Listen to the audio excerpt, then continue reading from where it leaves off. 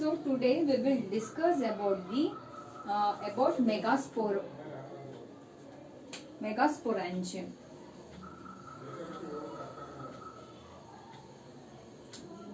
So before that, I just want to inform you people that actually that before this video there is another one video is there. I have just uploaded, but I didn't even send the link. I'll send the link along with this video. So please make sure that while seeing before this video there is another video. I'll send the link. Please watch it that. After that video, this is the continuation of that video. So today just let us discuss about the megasporangium.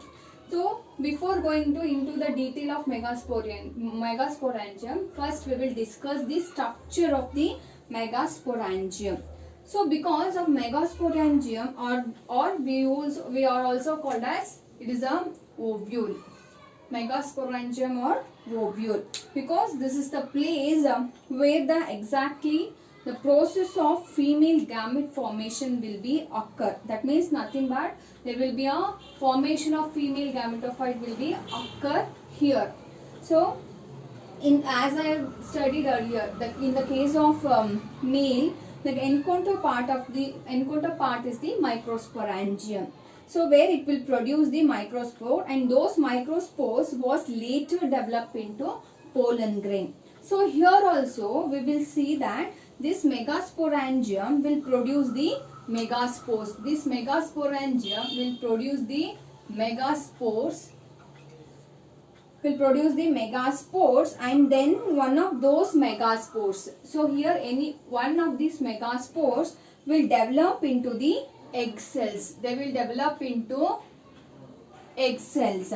So and the egg cell is nothing but the male egg cell is nothing but the female gamete. Understood? So as we are discussed in the early classes about the male gamete formation, where the microsporangium will produce the microspores, where one of the microspores will develop to form a pollen grain. Similarly, here also megasporangium will produce the megaspores, and one of these megaspores will produce the egg cells, where they leads to the or they develop into female gametophyte or female gametes. So let us see how it will happens now. So before that, we will just understand the structure of the ovule or megasporangium. Megasporangium is also known as ovule. So in this structure we will study about the detailed structure of the ovule. So this is the structure of the ovule. So here there is in this diagram you can see that. So the entire thing is the ovule. So when we are studying about the this part, so you have discussed about this, right? So this portion, magnified portion of this ovary, it is look like this. So this portion of the ovary, when you magnified it, it looks like this. Okay. So now let us understand the various parts of this ovule. So this ovule, when you magnify it, looks like that. So we will discuss about the different parts of the ovule. So now let us understand the various parts. So first of all we will discuss. So this is the funicle. This is the funicle.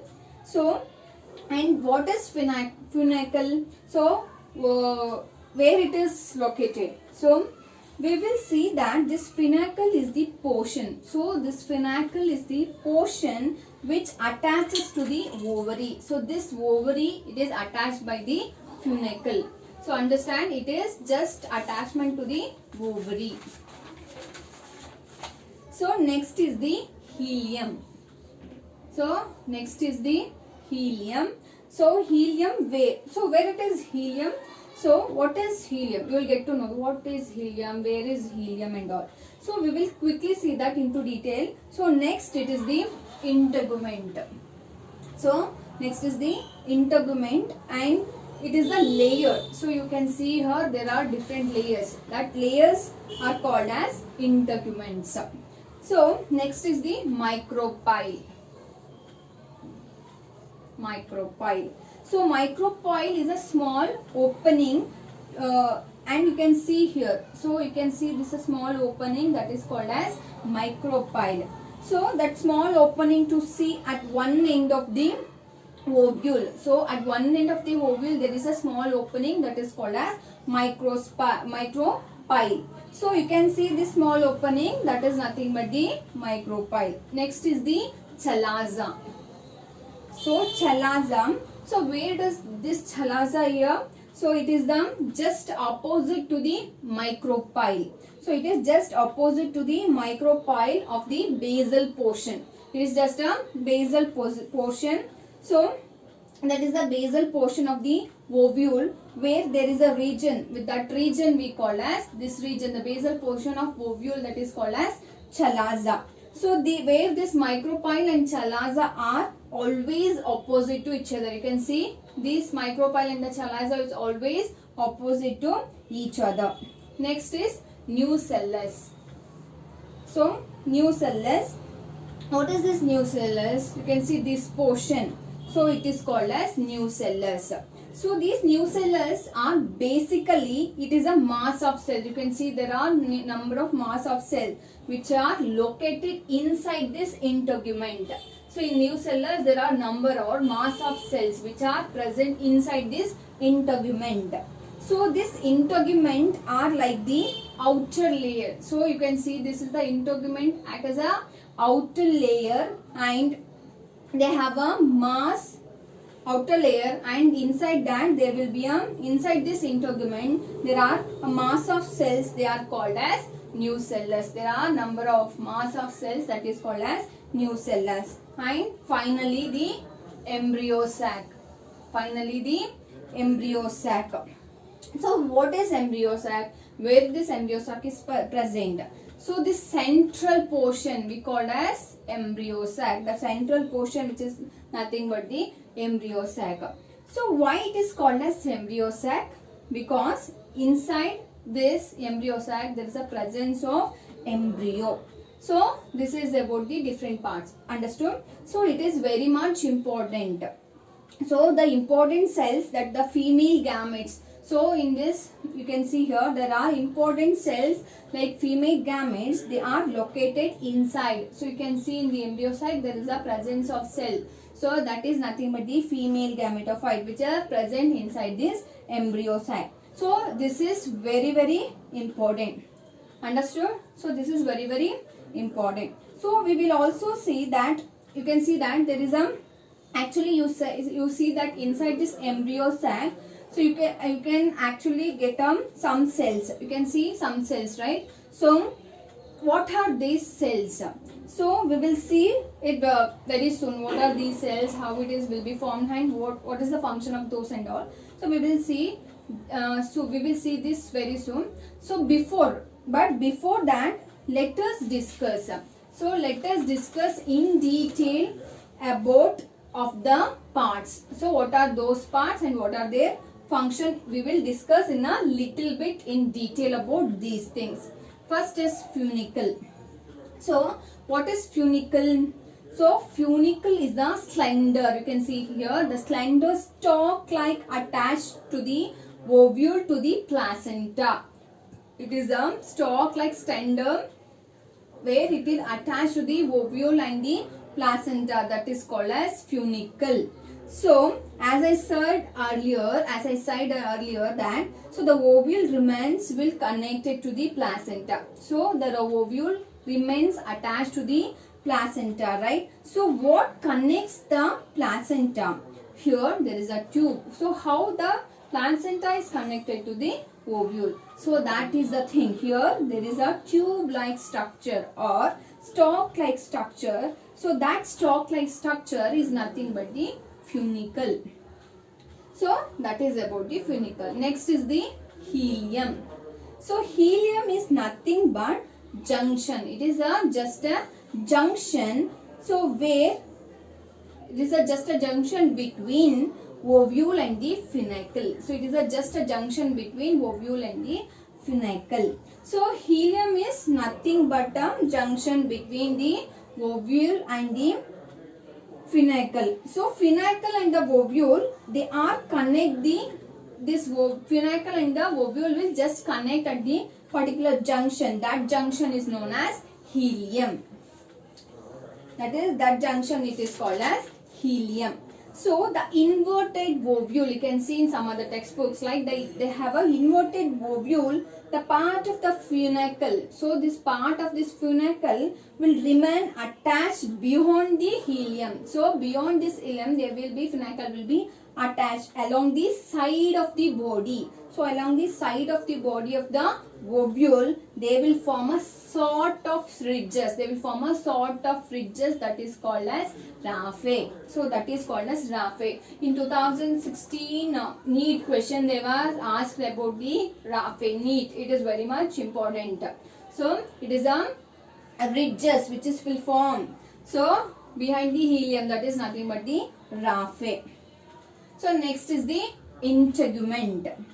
Integument is nothing but the protective envelope. So it is nothing but the protective envelope around the ovule. So around this ovule there is a protective envelope that is called as integument. So as I mentioned before, that this megasporangia is something very sensitive or very delicate, because inside that they are going to form a female gamete, as I said earlier. So inside this megasporangium there will be a formation of female gamete. So this megasporangium, it is very much delicate. So that is why there is a protective layer that is called as integument. So it needs to be protected, and so far to save the for sake of the protection, there is a multiple layer outside it. So there is a multiple layer outside it. So that layer it is called as integument. That layer is called as integument. Here in this diagram you can see actually there are two layers. So you can see the two layers, both of them will form both layers will form a integument. So these integuments can be one or it can be many, or the number it will be in the multiples. Okay, if it is maybe the one or maybe the two. Understood? So it is not necessary that there has to be a one layer, two layer or many layers. So it can be many or it can be one. Understood? It is not necessary there should be a 2 layers, 3 layers. But these 2 layers will form a integument. Understood? Next is the micropyle. It is a small opening. You can see here the small opening at the tip of the integument. This is the tip of the integument. So you can see the integuments, they are terminated. So this integuments will be terminated, but even after they have a small opening, they have a small gap, they have left over a small gap. That small opening is called as micropyle. That is a micropyle. Next is the chalaza. So chalaza is the basal part of the ovule. So this basal part of the ovule we call as chalaza. So it is likely to be see that the shape of this ovule is somewhat like this, right? It is just somewhat like this, right? It is just somewhat like this. So this part is the micropyle region and this is the chalaza. Micropyle and this part is the chalaza. So understood? And in some of the textbook you can see you have a figure of different types. So they have a like this. They have been inverted. This portion will be micropyle and this portion will be the chalaza. So some of the textbook you will have a inverted or like that. So you can please refer that of the textbook. You don't get confused of that. Understood? So this is about the chalaza. Next is nucellus. So nucellus, as I told, it is a mass of cells which is present inside the integument. So that means there is a mass of cells which are enclosed within the integument. as I mentioned about that, before that, you have that these cells. So these cells, they are useful for the food storage. So they have a these cells, this mass of cells have stored the food materials. So why they will store the food? Because so when the fertilization process occur, so when the fertilization process occur inside this embryo sac, so there will be the result of this fertilization will be the zygote formation. The zygote will be formed after the fertilization, right? So they need some of the food, or they need some of the energy to fertilize for the process, right? So when the process has to be done, they need some of the energy. So this energy is getting by the through this food. So for all those activities, the food will be provided by these cells of the nucellus. So this is about the nucellus. Next is the embryo sac. It is the female gametophyte. As I said earlier, it is located in the nucellus, and this embryo sac, it is located in the nucellus. As if you see, it is located in the nucellus, right? This is the nucellus, and embryo sac, it is located in the nucellus. Understood? So this is about the different parts of the ovule. So you can see there is an egg apparatus, right? This is the egg apparatus, that is nothing but egg and synages. What is these things? So we will discuss in detail about in the next one. So but I will tell you about what are those things. What are egg apparatus? So egg apparatus, this consists of a group of 3 cells. You can see there is a group of 3 cells at the towards the micropyle end. You can see this towards this micropylar end, there will be a 3 cells. Understood? So the these two cells are called as synergids, and the one, it is the egg cell. So one is the egg cell and another 2 is the synergids. So synergids and the one is the egg cell. So this egg cell will represent the female gamete, and the synergids functions. The function of synergids is to support the cells. It will help in the function of synergid is for the supporting of the cells.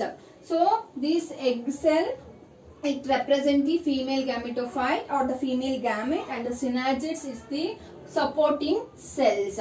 So next is the antipodals. So here there are 3 cells which are lying at the chalazal end of the embryosome. There are these 3 group of cells which is called as antipodals, which are present at the chalazal end. So next is the polar nuclei, which is also called as secondary nuclei. So these nuclei will lying in the center of the embryo sac. This nuclei will present, it is lying on the center of the embryo sac. So these 2 nuclei fused before the fertilization. So they will get fused before the fertilization, and they will form a secondary nuclei. So it is of 2 ends. So they will form a secondary nuclei. So this is all the things about the Anatropous ovule.